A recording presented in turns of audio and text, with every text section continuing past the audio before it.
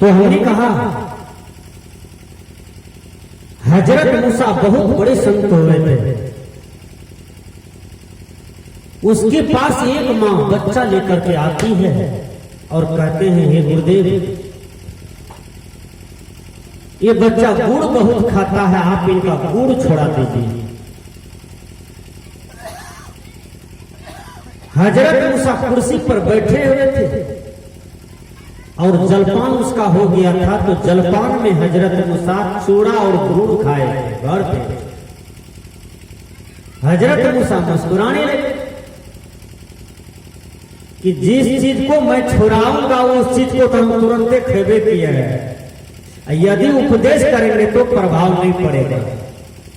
कोई मुंह में खैनी रख ले, कहे खैनी खाना गलत है, जल्दी त्याग करो।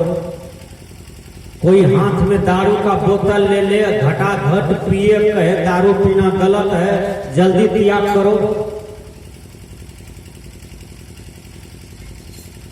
कोई हाथ में विष का प्याला ले ले और पिए, कहे जल्दी जल्दी विष का प्याला तुम लोग भी पियो, बहुत लाभ मिलेगा। क्या की बात मानेगा उसका? मानेगा कोई? हजरत मूसा मुस्कुराने लगते हैं। हजरत मूसा कहते हैं, माता जी आज रविवार है, आप अगले रविवार को लाइए बच्चा को, हम गुड़ छोड़ा देंगे इसका। हजरत मूसा 8 दिन तक गुड़ का त्याग कर दिया, यानी साधना किया। रविवार के रोज माता बच्चा लेकर के आती है और हजरत मूसा उस बच्चे को उठा करके गोद में लिया, हंसते हंसते पीठ थपथपा दिया। कहते हैं, बेटा गुड़ नहीं खाना चाहिए और आज से तुम नहीं खाना। बस ये 2 बात कह दी। वो बच्चे की मां सोचती है कि यही बात के लिए हजरत मूसा हमको 8 दिन इंतजार करवाया। यही 2 बात उस दिन भी बोल देना चाहिए, हैं? 8 दिन तक हमको प्रतीक्षा करना पड़ा। विचार कीजिए, शंभू साहब से आपने सुना था, संत की गति संत ही जाने, क्या जाने कोई कागरे, संतन के संग लागरे तेरी बिगड़ी बनी। संत की गति वो महिला कैसे जान जाएगी तुरंत? आखिर 8 दिन प्रतीक्षा क्यों करवाया? उसमें भी कारण है ना। संत की अपनी व्यवस्था है ना। वो माता कहती है, हे गुरुदेव, यही बात आप उसी दिन बोल देते, ये 2 बात था और मेरा बच्चा सुधर जाता, मान लेता आपकी बात को। तो हजरत मूसा जवाब देते हैं कि माता जी, उस दिन इसलिए हमने उपदेश नहीं किया कि हम स्वयं गुड़ खाए थे सुबह में। यदि उस समय हम बोलते तो आपके बच्चा पर प्रभाव नहीं पड़ता। हम भी साधना कर लिए, अब तब बोले हैं, देखिए आपका बच्चा बात मान जाएगा और आपका बच्चा का सुधार हो जाएगा। इसी को चरित्रवान कहते हैं। मंच पर कुछ बोलने से पहले, कहने से पहले उसको अपने जीवन में साथ लेना चाहिए, तब कहना चाहिए, उसका प्रभाव पड़ता है। आज कहने वाले बहुत हैं, कहने वाले बहुत हैं, केवल कहते जा रहे हैं। कहने वाले बहुत फर गए, कहने वाले जान दे रहे हैं, कहने वाले लड़ाई कर रहे हैं, कहने वाले झगड़ा कर रहे हैं, कहने वाले ये कहते हैं कि हम किसी से कम नहीं हैं, हम किसी से कम नहीं हैं, हम ही तो सबसे बड़े विद्वान हैं। ये रावण वृत्ति, ये आसुरी बुद्धि को त्याग कर देना चाहिए। आप वेद जानते हैं, अच्छी बात है, जानना चाहिए। रामायण जानते हैं, अच्छी बात है, जानना चाहिए। पदावली जानते हैं, बीजक जानते हैं, बुद्ध दर्शन जानते हैं, शास्त्र जानते हैं, पुराण जानते हैं, पुराण जानते हैं, बाइबिल जानते हैं, तो जानना चाहिए। लेकिन इसका अभिमान नहीं करना चाहिए, इसका अहंकार नहीं करना चाहिए। सतगुरु कबीर ने बीजक में कहा, वेद कितेब कहा कि झूठा, झूठा जो न विचारे। झूठ पर विचार कीजिए। वेद कितेब रामायण गीता ये झूठ नहीं है, लेकिन इसमें जो झूठ कहीं कहीं पर है उस पर विचार करना चाहिए। रामायण में एक जगह क्या है, जाति पाति पूछे न कोई, हरि के भजे सो हरि होई। गोस्वामी तुलसीदास जी कहते हैं कि हरि को भजने वाला हरि हो जाता है। उससे जात पात नहीं पूछना चाहिए, न तो भेदभाव करना चाहिए, न तो मानना चाहिए। एक जगह क्या लिखा हुआ है, पूजिए विप्र शील गुणहीना, शूद्र गुण गण ज्ञान प्रवीणा। का शूद्र यदि गुण गण गुण ज्ञान से भी संपन्न है तो कहा अपूज्य है, वह पूजनीय नहीं है। ऐसे शूद्र को कोड़ा से मारो पीटो, क्योंकि वह अपूज्य है। अब पंडित जी श्रेष्ठ जाति के लोग, कहा यदि वह आचरण से गड़बड़ है, खान पान से भी गड़बड़ है, रहन सहन से गड़बड़ है, तो कहा उसको पूजना चाहिए। गड़बड़ है तो पूजना चाहिए, लेकिन जात का ऊंचा हो, जात का बड़ा हो। बोलिए, यह शब्द कट जाता है कि नहीं? यह शब्द कटने योग्य है, कट जाता है। सदगुरु कबीर कहते हैं, यज्ञ त्वचा हार मन मुद्रा, एक रुधिर एक गुदा, एक बूंद से सृष्टि रचो है, को ब्राह्मण को शूद्रा। विचार कीजिए, सबको परमात्मा एक ही रास्ता से भेजा है, सब एक ही रास्ते से आया है। ब्राह्मण हो, क्षत्रिय हो, वैश्य हो, शूद्र हो, सब एक ही रास्ते से आया है ना। मुसलमान हो कि सिख हो, यहूदी, पारसी, ईसाई, जो भी हो, सब मां के एक ही रास्ते से आए हैं। बोलिए भैया, इसमें कोई उच्च कैसे, कोई नीच कैसे, कोई बैकवर्ड कैसे, कोई फॉरवर्ड कैसे, कोई जन्म से नीच क्यों, अब कोई जन्म से श्रेष्ठ क्यों? कबीर साहब पूछते हैं, एक त्वचा हार मन मुद्रा, मतलब एक ही शरीर है, एक ही हार है, मलमूत्र का रास्ता है सबका, है ना। इसमें कोई ब्राह्मण, क्षत्रिय, वैश्य, शूद्र नहीं, सब मानव है, सब इंसान है, सबको एक समान अधिकार है, सबको भक्ति करना है, सबको वेद पढ़ना है, सबको स्वतंत्र जीने का अधिकार है।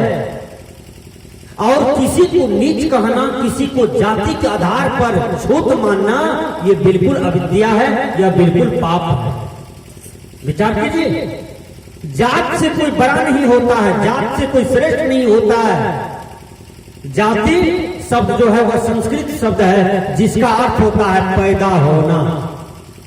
मनुष्य से मनुष्य पैदा लिया तो वह मनुष्य होगा, कुत्ता से कुत्ता पैदा लिया वह कुत्ता कहलाएगा, गधा से गधा पैदा लिया गधा कहलाएगा, और पक्षी से पक्षी पैदा लिया पक्षी कहलाएगा, पिल्लू से पिल्लू पैदा लिया पिल्लू कहलाएगा।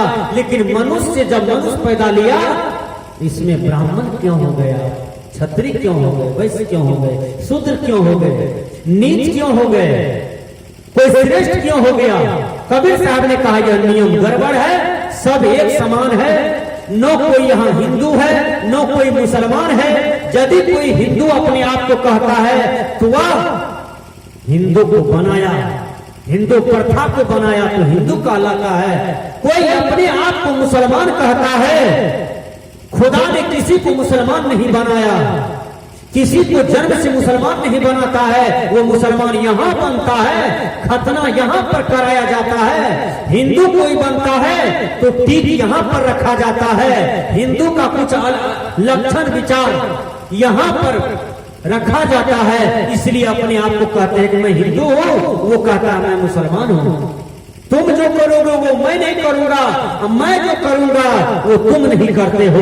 दोनों से विपरीत चल रहे हैं। सदगुरु कबीर कहते हैं कि भैया सब एक ही खुदा का संतान हो, सब एक ही अल्लाह का बंदे हो, सब एक ही भगवान का संतान हो, तो लड़ो नहीं, झगड़ो नहीं, सब कोई भक्ति करो, सभी कोई सत्संग करो, सभी कोई कल्याण की प्राप्ति के अधिकारी हो, सब कोई मोक्ष मुक्ति के अधिकारी हो। इसलिए भेदभाव न करो, यहां सबको आदर दो, सब संतन की बड़ी बलियारी, सबको आदर दो। कोई संत छोटे नहीं होते हैं, कोई बड़े नहीं होते हैं, छोटे वो होते हैं जो गिर जाते हैं। गिरना नहीं है गिर के, संभलना है जिंदगी, गिरने का नाम मौत, बदलना है जिंदगी। राम रहीम जी गिर गए, कई आदमी फोटो रखे हैं घर में। रामपाल जी गिर गए, कई आदमी फोटो रखे हैं घर में। आसाराम जी गिर गए, कई आदमी फोटो रखे हैं। इतिहास के पन्ने में उल्टा कर उलट करके देखिए, जो गिर गए ऋषि मुनि आज भी उनकी पूजा नहीं होती है।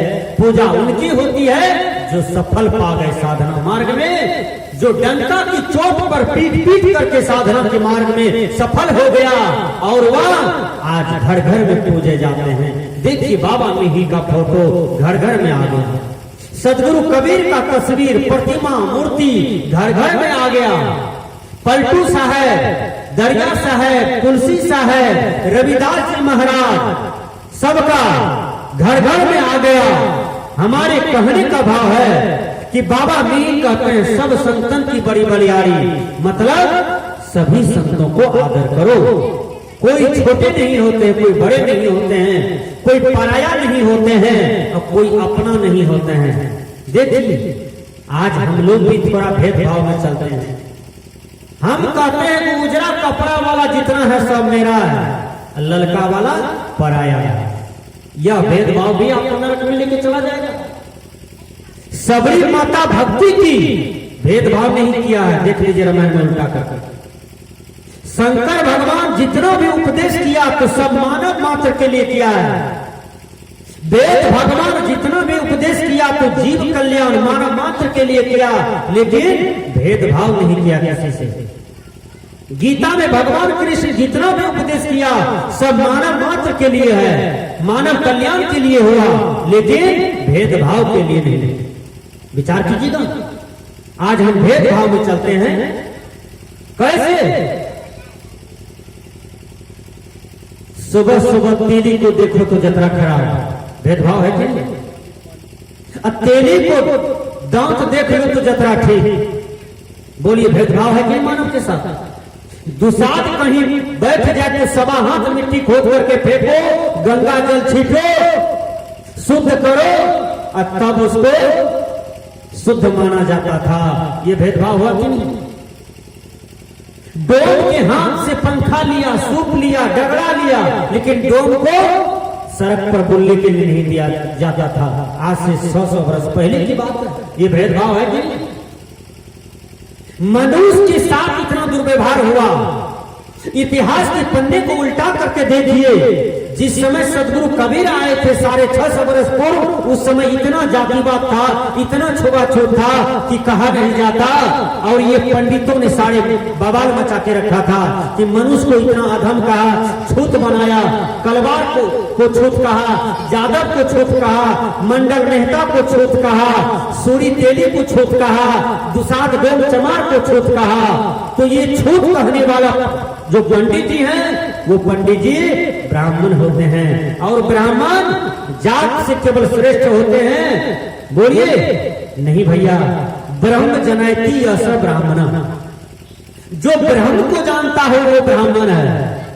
जो ब्राह्मण होगा वो बकरी को काट करके नहीं खा सकता है। जो ब्राह्मण होगा वो गाय के मांस को नहीं खा सकता है, सुगर के मांस नहीं खा सकता है। जो ब्राह्मण होगा वो मुर्गा मीट मसाला नहीं खा सकता है, वो अंडा गंडा सेवन नहीं कर सकता है। इसलिए ब्राह्मण उसे कहते हैं आत्मवत सर्वभूषेतु यः पश्यति स पंडिता, जो अपनी आत्मा के तरह सब आत्मा को देखता हो उसी को पंडित कहा जाता है, उसी को ब्राह्मण कहा जाता है। आज हम लोग जाति के आधार पर पंडित जी को मानते हैं पंडित जी, और हर मुहूर्त में पंडित जी को खुशामद करने जाते हैं। हमार बेटी का गौना है तो पंडित जी एक दीप देते हो तो कहिया अच्छा से और कहिया खराब से। हमारा फीता घसका हुआ है, दिनों खराब होता है।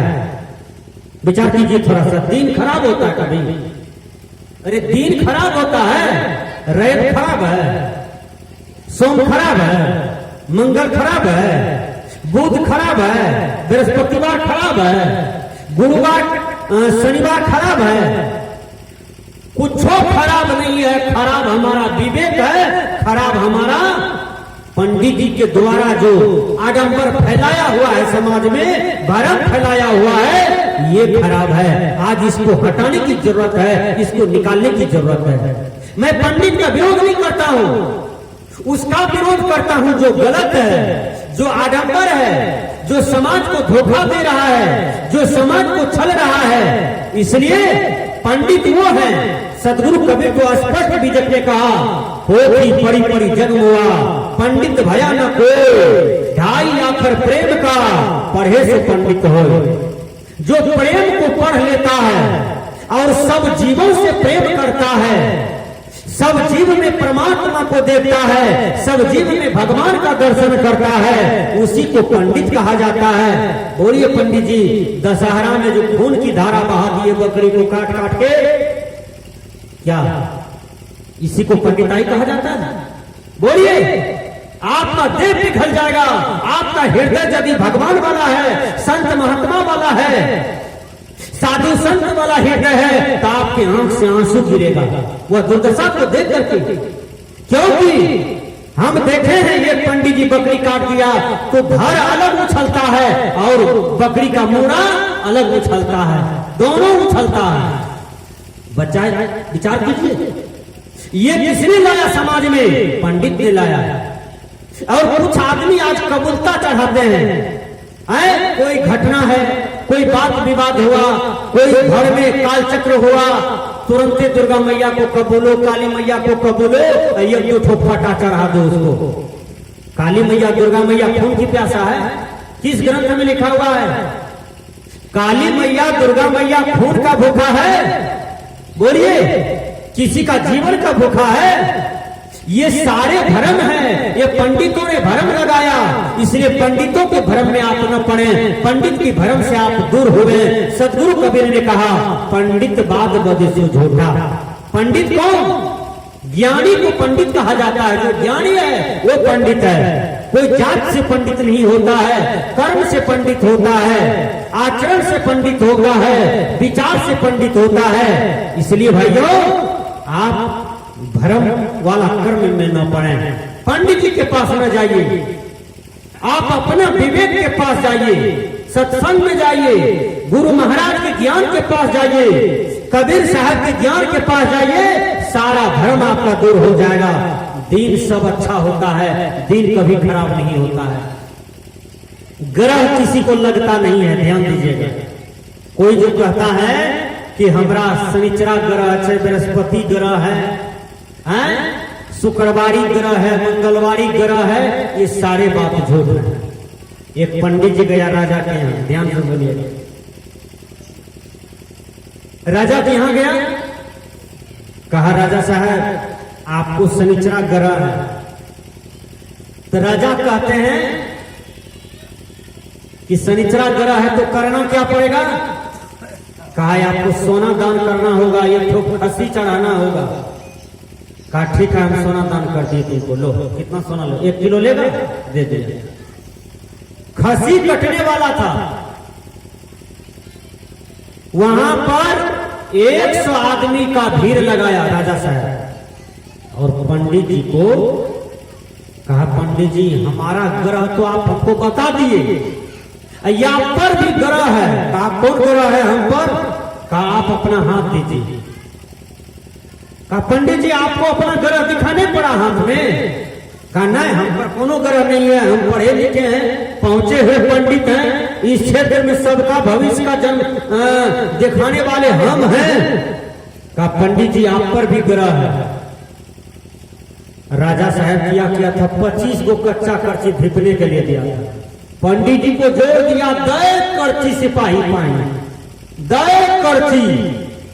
आप पंडित जी खूब उछल रहा था दर्द से। कहा छोड़ो छोड़ो राजा, छोड़ो छोड़ो मत मारो, हमको मर जाएंगे। कहा नहीं पंडित जी, यही ग्रह आपको लिखा हुआ था, हम दे दिए, हम ये ग्रह आपको दे दिए। आपको देख लेना चाहिए कि हमको पर्ची लगेगा, हम कैसे जाए राजा साहब के यहाँ हैं? तब पंडित का आंख खुला कि ठकने से बढ़िया है कि कमा करके खाना चाहिए। विचार कीजिएगा। तब वह पंडित जी का आंख खुल गया। इंग्लिश के विद्वान ने कहा, man is the captain of his fate master, of his luck and boulders of destiny. मनुष्य अपने भाग का निर्माता, विधाता एवं स्वामी स्वयं है। भाग आपके हाथ में लिखा हुआ नहीं है, भाग तो कर्म से बनता है, भाग तो पुरुषार्थ से बनता है, भाग तो सत्कर्म करने से बनता है। इसलिए अच्छा कर्म कीजिए, आपका अच्छा भाग बनेगा। भाग कोई विधाता नहीं लिखता है छठियारी में कि मैया दैया लोग पंडित के बात में पढ़ करके छठी करके बच्चा को कपड़ा के तौर में रख करके 5 सेकेंड 10 सेकेंड ओक्सा देता है बच्चा को और कहता है विधाता अपनी कपार में लिखते हैं। विधाता को किसने देखा? विधाता नहीं लिखता है, ये आत्मा स्वयं कर्म करता है, स्वयं अपना भोग लिखता है और स्वयं अपना मृत्यु भी लिख करके आता है। ये आत्मा में वो पावर होता है, वो शक्ति होता है। क्योंकि आपका संस्कृत के विद्वान ने कहा, स्वयं कर्म करो क्या आत्मा, स्वयं तत्फल न सुनते, स्वयं धर्मति संसारे, स्वयं तस्मा किंचते। यह आत्मा स्वयं कर्म करती है, स्वयं फल भोगती है, स्वयं अज्ञान से जब ज्ञान का विकास करती है तब ये आत्मा मुक्त हो जाती है। भाग्य बनाने वाला, भाग को फोड़ने वाला यह आत्मा स्वयं है। आपने यह घर बनाया तो घर बना है, आप यह घर को कल बुलडोजर लाइए, इसको उजाड़ दीजिए, हैं? देखिए उजड़ जाएगा। तो अपना भाग आप स्वयं बनाते हैं पुरुषार्थ से और अपना भाग को आप स्वयं फोड़ते हैं अपने बुराई कर्म से। इसलिए संतों ने कहा, सब संतन की बड़ी बलिहारी, सभी संतों को आदर करना चाहिए। आइए मैं भजन के द्वारा कुछ विश्लेषण करता हूं।